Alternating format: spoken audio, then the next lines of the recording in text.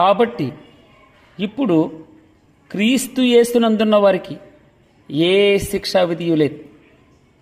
క్రీస్తు యేసునందు జీవమునిచ్చు ఆత్మ యొక్క నియమం పాప మరణముల నియమము నుండి నన్ను విడిపించెను.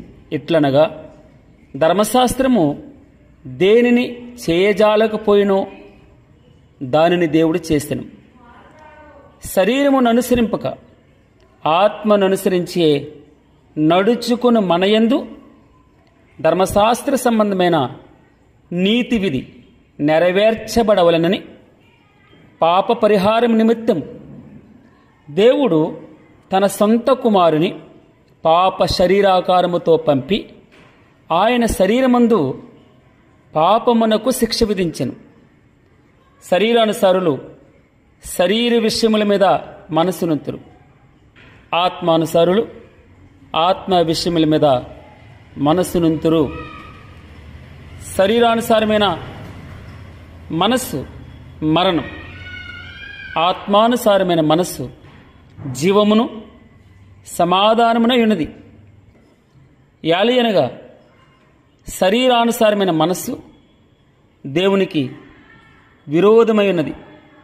అది దేవుని ధర్మశాస్త్రమునకు లోబడదు, ఏమాత్రమును లోబడనేరదు.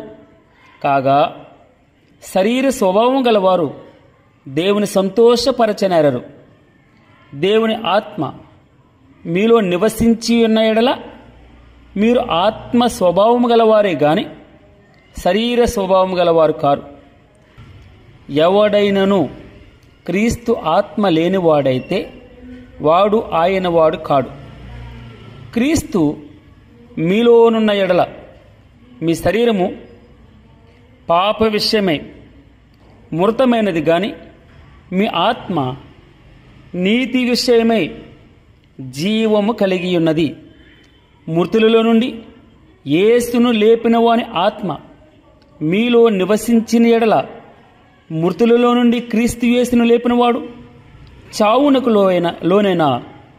చావునకు లోనైనా మీ శరీరములను కూడా మీలో నివసించుచున్న తన ఆత్మ ద్వారా జీవింపజేయును. కాబట్టి సహోదరులారా, శరీరానుసారముగా ప్రవర్తించుటకు మనము శరీరమునకు రుణస్థులము కాము.